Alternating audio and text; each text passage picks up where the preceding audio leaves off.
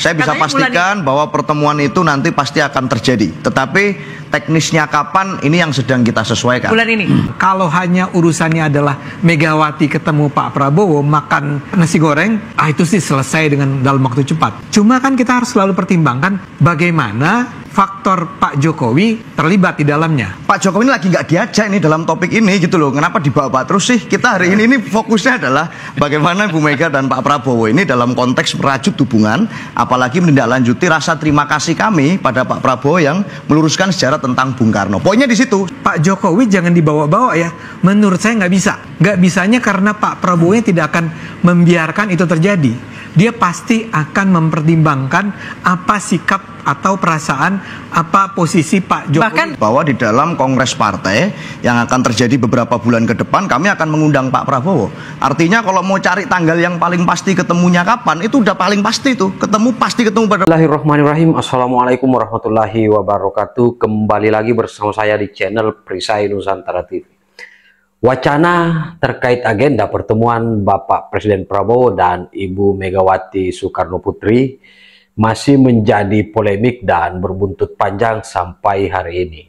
Padahal kita ketahui bersama bahwa sebelum Bapak Presiden Prabowo Subianto dilantik sebagai Presiden Republik Indonesia, Bapak Presiden Prabowo sudah mengagendakan untuk bertemu dengan Ibu Megawati Soekarno Putri, akan tetapi waktu itu Ibu Megawati jual mahal dan tetap ingin berada di barisan oposisi dan tidak ikut serta dalam pemerintahan Bapak Presiden Prabowo Subianto. Dan bahkan pada saat Presiden Prabowo Subianto dan Mas Gibran Rakabuming Raka dilantik, Ibu Megawati jelas-jelas tidak menghadiri pelantikan tersebut. Hanya ada dua alasan yang kemudian membuat Ibu Megawati ingin menjalin hubungan dengan Bapak Presiden Prabowo Subianto. Yang pertama, karena hari ini Sekjen DPP PDI Perjuangan Hasto Kristianto itu kemudian ditetapkan sebagai tersangka oleh KPK atas dugaan kasus suap Harun Masiku terhadap Komisioner KPU Wahyu Setiawan. Yang kedua, karena menjelang Kongres PDIP ke-6 di April mendatang, itu kemudian narasi Bung Adian Apitupulu yang kemudian mengatakan bahwa PDIP Perjuangan hari ini ada yang mencoba meng-out-out, mengacak-acak, dan kemudian kondisi PDI Perjuangan hari ini itu sedang terbagi dua kubu. Yakni ada kubu Bambang Pacul Puan Maharani dan juga ada kubu Hasto Kristianto, Deddy Sitorus, serta Adian Apitupulu. Dari pernyataan tersebut, hal itu kemudian dibantah oleh Aryo Seno yang notabene sebagai jubir PDI Perjuangan dan mengatakan bahwa agenda pertemuan Ibu Megawati bersama Bapak Presiden Prabowo Subianto itu tidak bersifat transaksional, bukan dalam kerangka untuk melakukan barter terkait kasus Hasto Kristianto, apalagi terkait soal perebutan kursi Ketua Umum PDI Perjuangan. Nah, akibat dari pernyataan yang kemudian diungkapkan oleh Aryo Seno tersebut, akhirnya salah satu politisi Partai Solidaritas Indonesia, Bung Ade Armando, kemudian membungkam pernyataan yang kemudian disampaikan oleh Aryo Seno. Jadi tak perlu berpanjang lebar, seperti apa videonya kita simak berikut ini. Dulu kan juga tuduhannya macam-macam tuh. Waktu pertama kali wacana pertemuan itu mau dilakukan, disebarkan di mana-mana, tuduhannya ke kami, wah nanti ini jadi pertemuan yang transaksional, nanti bicara tentang dapat tukar guling berapa kursi di kabinet dan seterusnya. Faktanya kami komit sampai hari ini, kami tetap mengambil suatu sikap politik yang menjadi mitra strategis. Artinya tidak berada pada posisi mengaminkan koalisi versi parlementer atau oposisi versi parlementer, tetapi kita menjalankan fungsi check and balance di DPR. Itu. Anda mungkin merujuk pada pernyataan Pak Jokowi kan? Ya itu kan namanya juga politisi, ya harus bilang bahagia dong. Mungkin nggak bilang bahagia ya. Jadi kalau itu yang dijadikan rujukan ya gitu ya. Anda ngerti lah maksud saya. Jujur Bang Ari. Jujurnya itu begini. Kan pertanyaan besarnya adalah kenapa pertemuan hendak dilakukan. Betul. Ya, saya termasuk orang yang kepengen bicara secara langsung saja. jelas sekali bahwa PDIP memang kepengen ketemu, ya. Dan kepengen ketemu tuh artinya kepengen diterima oleh Pak Prabowo dan yang ngebet ketemu nih PDIP ya, bukan Gerindra ya. Sekarang jadi udah kembali PDIP. Nah, kan? Ketika Sekarang kemarin itu PDIP yang ngebet untuk ketemu Pilpres, Gerindra. sebetulnya ada harapan bahwa PDIP juga akan menjadi salah satu pihak yang datang bertemu dengan Pak Prabowo kan, tapi kan nggak ada, ya. Dan saya rasa itu adalah sebuah keputusan yang tepat juga kalau misalnya PDIP memang sedang berada memposisikan diri sebagai, ya bukan oposisi lah, tapi berada di luar Kim. Mitra strategis bahasanya. Ya, nah itu yang saya bilang, statement kayak mitra strategis tuh buat saya, walaupun saya juga politisi ya, ya. Itu saya politisi yang penghalusan kata-kata ya sebenarnya. Penghalusan kata-kata. Penghalusan kata-kata. Ya. Tapi sekarang itu dia merasa harus bergabung dengan atau merasa perlu untuk bergabung. Kenapa? Kenapa merasa perlu? Jadi panjang nih jawabannya ya. Ada apa? Kan ada banyak kebutuhan. Ya, salah satu kebutuhan adalah kasus Investor. Kan? Ya, itu satu. Kedua, menjelang Kongres. April ya. April. Oh, itu April. Saya bahkan nggak tahu tuh bulan apa, April ya kira-kira. Dan Bu Mega menurut saya cukup harus berhati-hati dengan segala macam rumor tentang ada upaya untuk menggeser dia kan. Jadi salah satu yang bisa memproteksi dia saat ini adalah, menurut saya, dugaan saya ini, mungkin saya salah, saya minta maaf kalau saya salah, itu adalah kalau dia terlihat dekat dengan Pak Prabowo. Itu misalnya ya, ini kan kita sedang menakar-nakar. Jadi menurut Anda di HUT PDIP kemarin Bu Mega memuji-muji Pak Prabowo itu salah satu alasannya? Supaya kelihatan dekat? Karena saya sebagai orang komunikasi selalu percaya nih, Bung Emrus kan juga orang komunikasi. Nggak ada pernyataan politik yang nggak ada tujuan.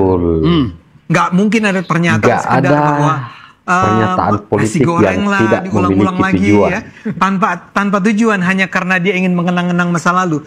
There must be a point there, gitu. Ada message-nya nih. Ada udang di balik batu. Message-nya ingin bilang ke kubu Kim ya, kubu Pak Prabowo. Kita sekarang udah nggak lagi berada posisi bersih tegang ya. Kami bersedia nih untuk bicara, bertemu, dan melihat kemungkinan-kemungkinan baru dalam hubungan kita ini. Tapi sebelum saya selesaikan, saya ingin sebut satu hal masalahnya. Ada satu masalah. Sebetulnya kalau hubungannya hanyalah antara kubunya Pak Prabowo dengan Bu Mega, itu nggak terlalu susah. Tadi persis dikatakan Seno bahwa masa lalunya juga nggak buruk-buruk amat, walaupun ada persoalan batu tulis dan segala macam ya. Tapi sebetulnya hubungannya not really that bad. Tapi bagaimana dengan Pak Jokowi? Baik, dari dulu setelah Pilpres juga sudah cukup banyak pewacanaan tentang pertemuan Pak Prabowo dan Bu Mega ini. Sebelum Pilpres. Muncul, bahkan sebelum Pilpres ya. Artinya ini bukan sesuatu yang baru, dan memang kalau melihat milestone sejarah panjang Pak Prabowo dan Bu Mega, kita bisa melihat hubungannya memang sangat baik. Lalu jadi kendala apa, Mas? Oh enggak ada kendala yang berarti. Jadi akan bertemu minggu ini? Pasti akan terjadi. Saya bisa pastikan bahwa pertemuan itu nanti pasti akan terjadi. Tetapi teknisnya kapan, ini yang sedang kita sesuaikan. Bulan ini. Tetapi yang pasti nggak boleh jawab.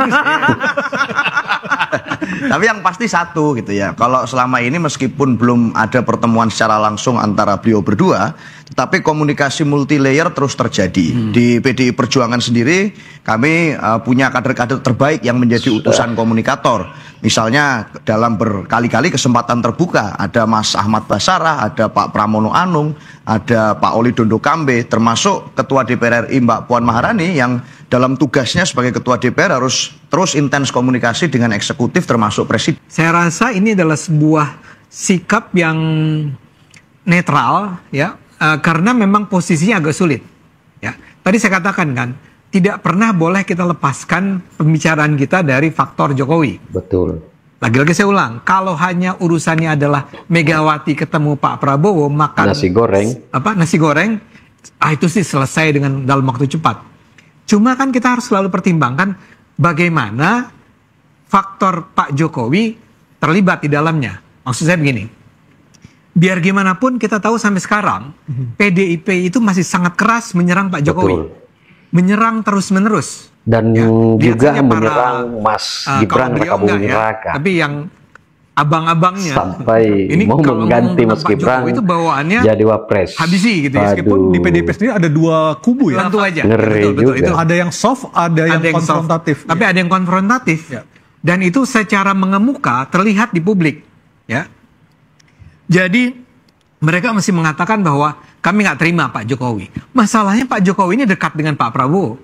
Menurut saya, biar bagaimanapun, Pak Prabowo adalah orang yang tahu bahwa kemenangan dia kemarin sebagai presiden itu antara lain diakibatkan oleh kehadiran Gibran. Diakibatkan oleh kehadiran Pak Jokowi.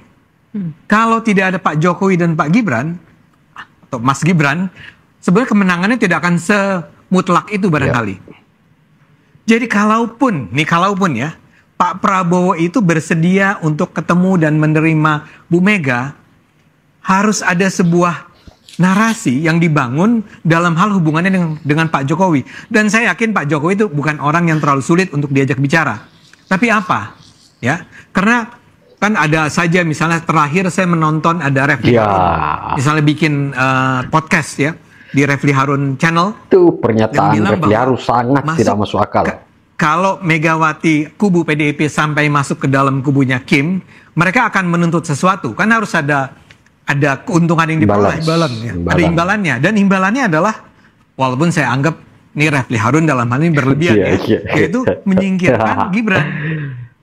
Mengganti Gibran sebagai wapres oleh Mbak Puan. Ini tidak masuk akal ini. Buat saya. Tapi semangat itu ada.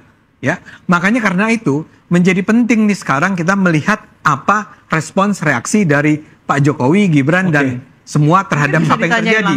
Nah, dalam hal ini jawaban Jokowi itu adalah semacam ya bagus lah, gitu ya. Normatif saja. Normatif saja. Saya tadi mencari kata normatif saja itu nggak ketemu. Mas Eno, sekarang faksi di PDIP di tubuh partai Anda lebih banyak yang pro dengan Pak Jokowi atau yang kontra? Dalam konteks pertemuan ini tidak ada syarat aneh-aneh seperti itu saat ini. Tapi kami tentu saja menghormati posisi politik dari Pak Prabowo. Sekaligus jadwal Bu Mega dan Pak Prabowo ini satunya Ketua Umum PDI Perjuangan pemenang Pileg, satunya Ketua Umum partai pemenang Pilpres. Pasti ada kesibukan. Mas Eno, jadi memang alasan tidak bertemu-temu semata-mata hanya karena waktu dan jadwal. Tidak ada... Hanya masalah teknis jadwal pengaturan, karena yang pasti kami sudah menyampaikan bahwa di dalam kongres partai yang akan terjadi beberapa bulan ke depan kami akan mengundang Pak Prabowo. Artinya kalau mau cari tanggal yang paling pasti ketemunya kapan, itu udah paling pasti tuh, pasti ketemu pada waktu. Tuh katanya tinggal jadwal, nggak ada jual mahal. Sekarang kan ada pertanyaan besar, kenapa tiba-tiba saja saat ini ya kita melihat rangkaian message nih, pesan dari PDIP bahwa Bu Mega udah bikin pernyataan mau makan nasi goreng. Kemudian Pak Saleh Basarah ya, Ahmad Basarah bilang kita kepengen ketemu sama Gerindra. Pak Guntur Romli juga menyatakan bahwa kalau dengan Prabowo tuh jauh lebih menyenangkan daripada dengan Jokowi. Pesan-pesan itu kalau dikumpulkan tuh artinya adalah menunjukkan bahwa memang ada keinginan dari PDIP untuk bertemu dengan Prabowo. Ya, dan Mas Eno tadi sudah menyatakan, tapi jangan bawa-bawa Jokowi ya. Artinya bahkan kita pun tidak perlu membicarakan Jokowi dalam konteks ini. Buat saya disitulah letak masalah utamanya. Ya, kenapa tidak kelihatannya sampai sekarang masih sulit bagi kedua kubu untuk bisa bertemu dalam sebuah makan siang atau bahkan dalam sebuah acara formal mereka berdua? Itu karena Pak Prabowo pasti akan mempertimbangkan bagaimana sikap Pak Jokowi dalam hal ini. Ya, buat saya Pak Jokowi itu adalah faktor yang sangat penting bagi Pak Prabowo. Pak Prabowo akan senantiasa nengok, mungkin bahkan datang ke Solo untuk nanya, what do you think, Pak Jokowi? Ya, dan Pak Jokowi saya tahu bukan tipe orang yang sangat mendendam misalnya dan mengatakan jangan diterima, nggak begitu. Tapi bahwa harus ada kesepakatan bersama nih. Nah, kalau sekarang dikatakan oleh PDIP, gerombolan pembenci ini kalau ya, menurut saya nggak bisa. Prabowo gagal ketemu Ibu Mega, katanya membiarkan itu terjadi. Jokowi. Dia pasti akan mempertimbangkan apa sikap atau perasaan, apa posisi Pak Jokowi. Bahkan sampai ke level minta izin mungkin? Barangkali kata minta izin janganlah. Ya. Kan biar gimana pun presidennya kan bukan Pak minta Prabowo. Izin mungkin kulo nuwun barangkali. Yang presiden Pak Prabowo loh. Pak Jokowi bukan lagi presiden. Tapi dia seperti orang yang didengar pendapatnya oleh Pak Prabowo karena perjalanan memang hubungan antara Megawati dengan Pak Prabowo itu jauh lebih awal dulu kan, sampai ada batu tulis segala macam. Tapi batu tulis yang dikhianati. Hubungan antara Prabowo dan Jokowi sejak 2019, kita abaikan 2014, kita bicara dari 2019, itu luar biasa dekat, luar biasa hubungan yang saling menghargai, saling mendengar. Jadi saya rasa tetap biar bagaimanapun faktor Jokowi harus menjadi pertimbangan penting dalam hal ini. Narasi sesat yang kemudian dilontarkan oleh gerombolan pembenci, khususnya Prof. Ikrar Nusa Bakti, yang kemudian mengatakan bahwa agenda pertemuan Bapak Presiden Joko Widodo dan Ibu Megawati Soekarno Putri karena Bapak Presiden Prabowo yang ngebet, ataupun Gerindra yang kemudian ngebet, ngotot untuk segera bertemu dengan Bapak Presiden Prabowo Subianto. Padahal Bang Ade Armando dengan tegas mengatakan bahwa agenda pertemuan kali ini itu karena PDIP ataupun Ibu Megawati yang ngotot untuk kemudian bertemu dengan Bapak Presiden Prabowo karena itu tadi ketakutan dua hal. Pertama, Hasto hari ini yang kemudian ditetapkan sebagai tersangka, mungkin saja itu kemudian akan dijadikan sebagai barter agar Hasto tidak ditahan oleh KPK. Yang kedua, menjelang Kongres PDI Perjuangan, posisi Megawati sebagai Ketua Umum PDIP hari ini itu yang kemudian tidak aman, dan ada yang mengisukan bahwa posisi Ketua Umum akan digeser dari Ibu Megawati Soekarno Putri.